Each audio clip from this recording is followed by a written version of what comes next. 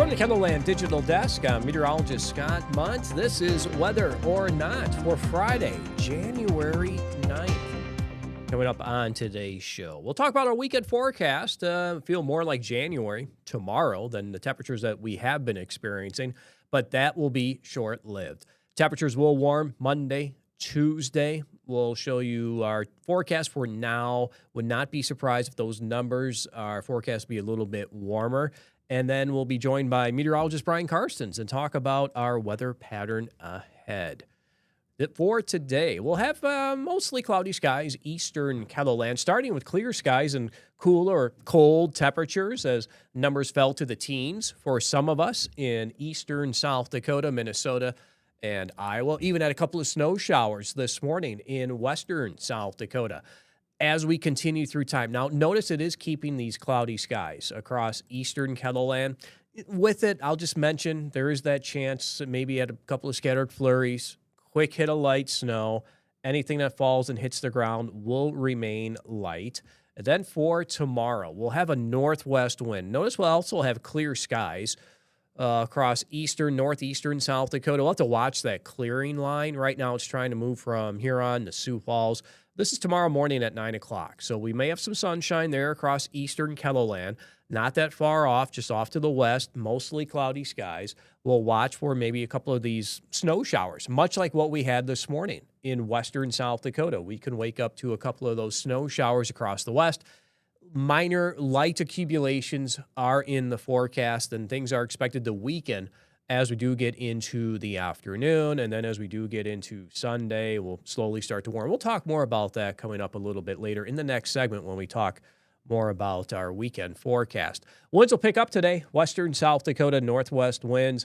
We could see gusts over 30 miles per hour, not as windy across eastern KELOLAND.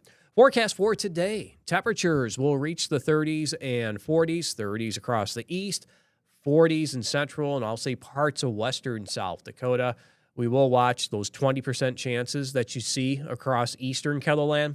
Maybe a stray rain or snow shower. Anything that falls will remain light.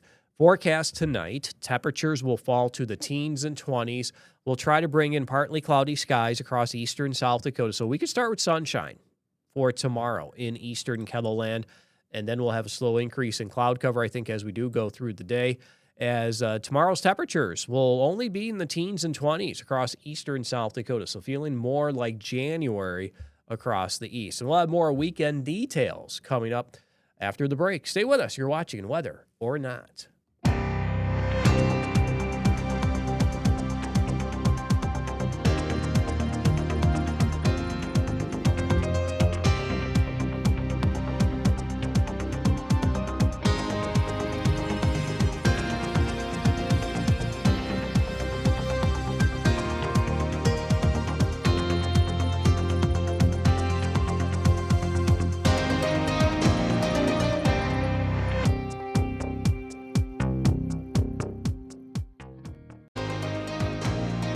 Welcome back to Weather or Not. Let's go ahead and get into these weekend details.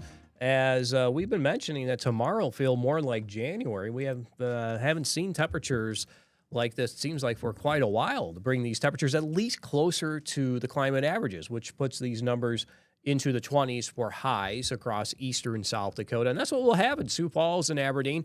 There could be a couple of areas that struggle maybe to get out of the teens. You see Watertown's forecast high for tomorrow is 19. It will be a little bit warmer. Parts of central, western South Dakota able to have those high temperatures return to the 30s to near 40 degrees. You see 26 for a high in Huron for tomorrow. But Sunday is looking like a warmer day. 41 in Huron on Sunday, 43 in Mitchell. Mobridge may hit 45, so that's a good temperature spread of 20 degrees going from Saturday to Sunday when you look at these high temperatures. And you see those numbers in Chamberlain going from 30 tomorrow to 47 on Sunday.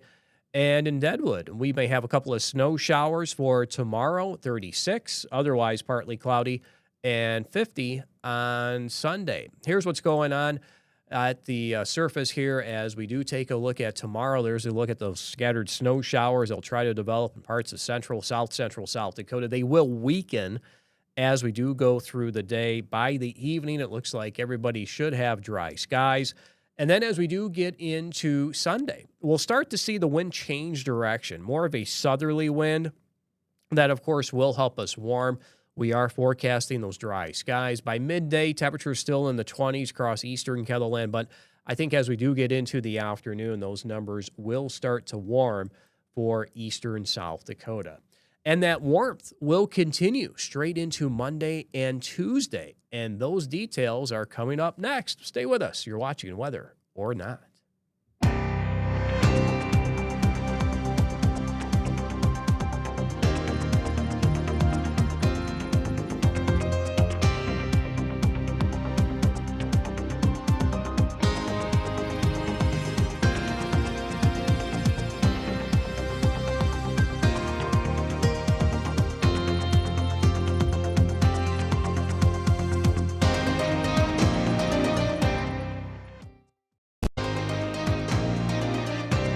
Well, I showed you the weekend forecast, but as we do get into next week, Monday, Tuesday, that's when the real warmth is expected to occur.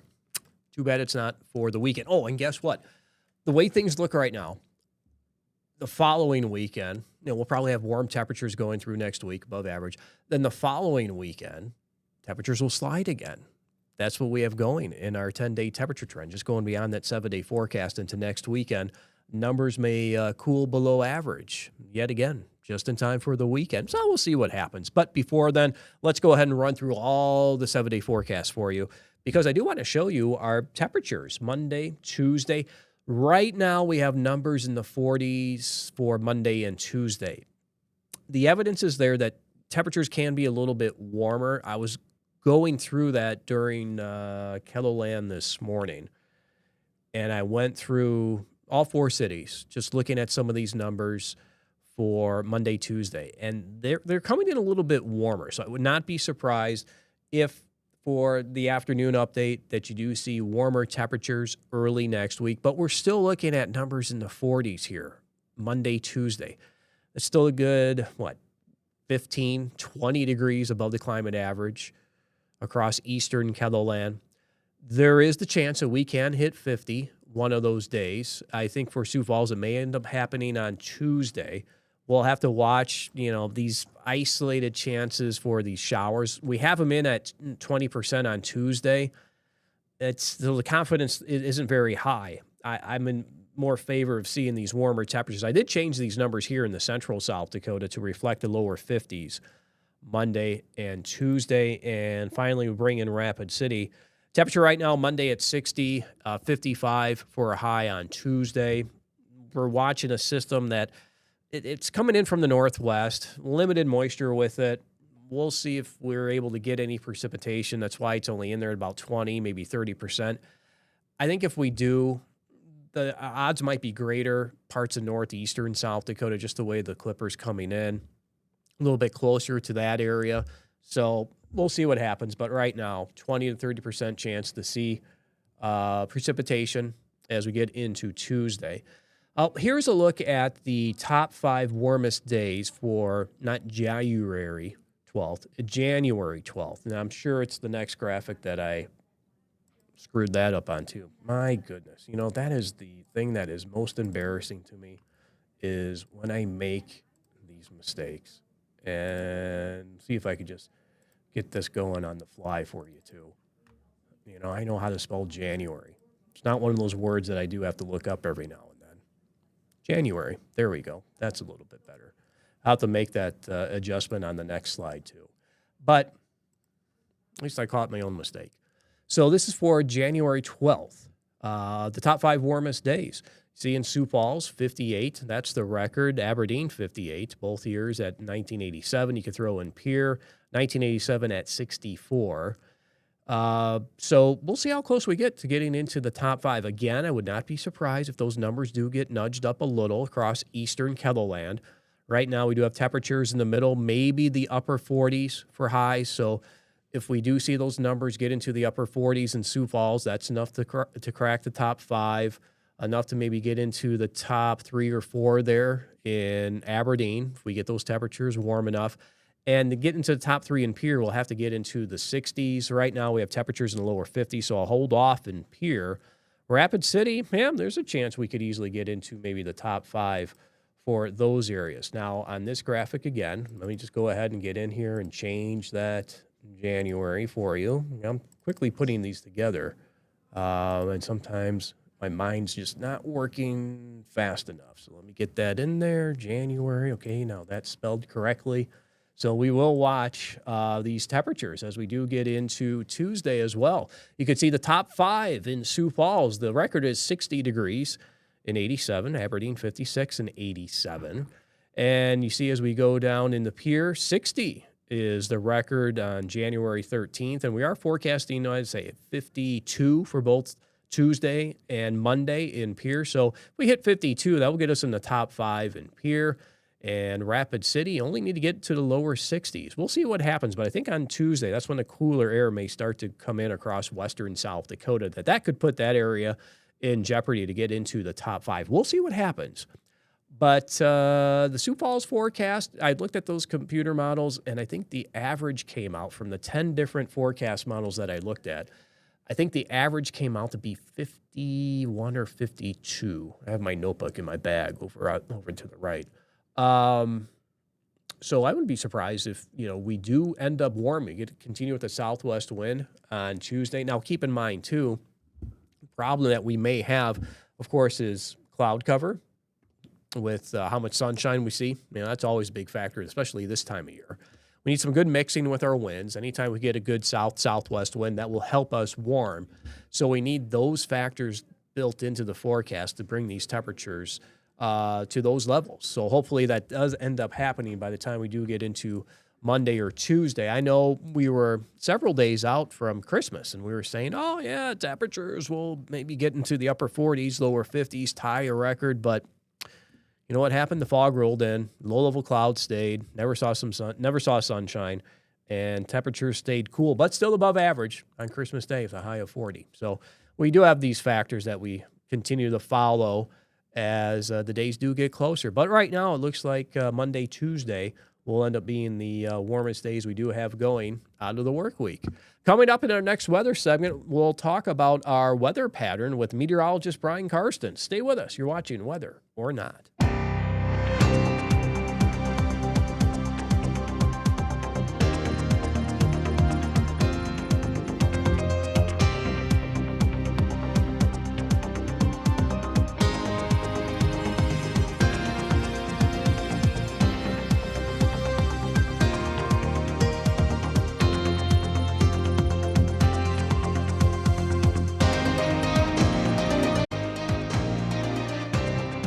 Welcome back to our last segment of Weather or Not, and it's time to bring in meteorologist Brian Karstens. And Brian, the pattern ahead. We've talked about a quick cool down for tomorrow, Saturday. Then we warm again Sunday, early next week. 50s will return for many western, central, southeastern KELOLAND. When is the cold air coming in? Oh, boy. That's an interesting question because people at this point are looking at winter, and now we're almost to the halfway point of January. So the questions are out there. So we promised yesterday that we bring up a couple of interesting talking points behind the scenes. And the next few graphics we're going to bring up, you can kind of think of these as like gauges in the cockpit of the airplane. If we're driving this particular ship here in a direction, we're gonna watch what happens with the various teleconnections. Kind of like that word, teleconnections. Yep. So we connect the dots basically to the weather patterns, not locally. This is looking at things on a global scale. So the first one we're going to look at today, this is called the Arctic Oscillation. So this is one that we abbreviate it AO. So if you hear talk of what is the AO doing, well, that's what this is. And this is basically a governor of air movement across the Arctic. So when things start moving cross-polar or we get the descension of that Arctic air, this chart goes negative, okay? So that would coincide a lot of times with colder air masses here in the lower 48. And so this is just the raw data from the European model, deterministic. So it goes up, goes down. Now, again, the numbers here aren't too negative. remember, though, that there's a lot of models we can look at. Scott, you know all about that. We talk about this all the time. This is the GFS. This is the American model version. Do you see how they're different? It's like that. Yeah, that one wants to stay negative. Yeah. So right off the bat, you've got disagreement. Now, what we like to do is weight this a little bit. So this is what's called the ensemble product. So you'll notice that we have these little, basically these bar and whisker charts, which basically show the probability extensions as you go through time. So you see how the lines here on the left-hand side, they're all real tight and close together. That means all the data is pretty much in sync or in harmony. But the farther out we go in time, the more chaos or the more discord we have and the more variance in the models. So you see a spread. See that? It just fans out, doesn't it? And what we want to do is not focus on the exact numbers, but the general trends. So in a case like this, a lot of this is negative. That's kind of the bottom line. It's below the zero, which is this middle black line right there. So that tells us that the flow of air is going to start to push a little stronger, more likely than not, when we can weigh in 50 ensembles and we still come up with negative numbers. So that's in a general sense what this does. Lots of other teleconnections, the Eastern Pacific Oscillation, the North Atlantic Oscillation. By the way, the NAO, which is this one, do you notice how it's positive? And that's a little intriguing to me because I believe that this one correlates more to the Greenland blocking. So we look at the North Atlantic Ocean basin. And so it starts off negative, but then it wants to go the other direction. So how all this comes together the last half of the month is, if both of these were negative, if this one and that one were in sync, then I'd be a little more bullish. But you and I have kind of talked about this behind the scenes that, do we have all the ingredients for sustained cold?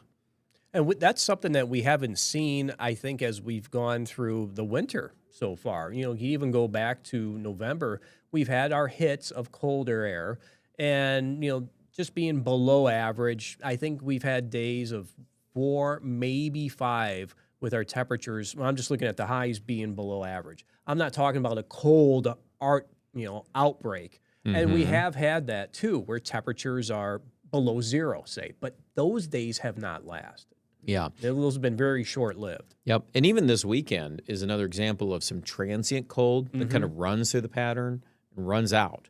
So, do we see more of that, the frequency of that happening, maybe a little bit more in the last part of January? So we get these more ups and downs, the fluctuating? To me right now, that would probably make more sense.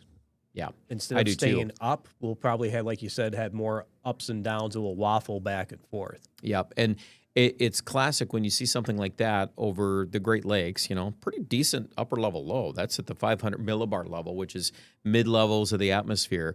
But look at that. I mean, there's nothing to keep that digging here because then we go back to this next week, and that's the pipeline to Pacific air.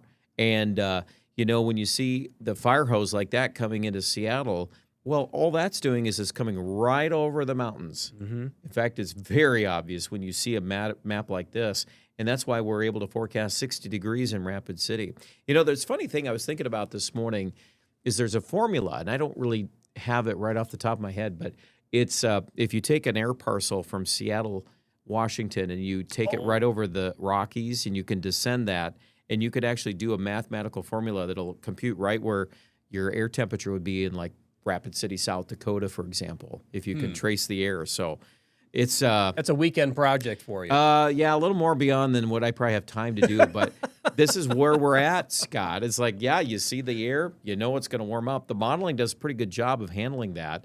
And if you want to look at the whole average of the 7-day, this was a map we showed probably at 6:20 this morning. This morning on KELOLAND this morning. Yeah, and so that's your average of your 7-day forecast. If you take all the highs, all the lows, you do the math, and then you set that and you compare it to what's normal for the next 7 days. It's pretty obvious most of the country is very, very warm.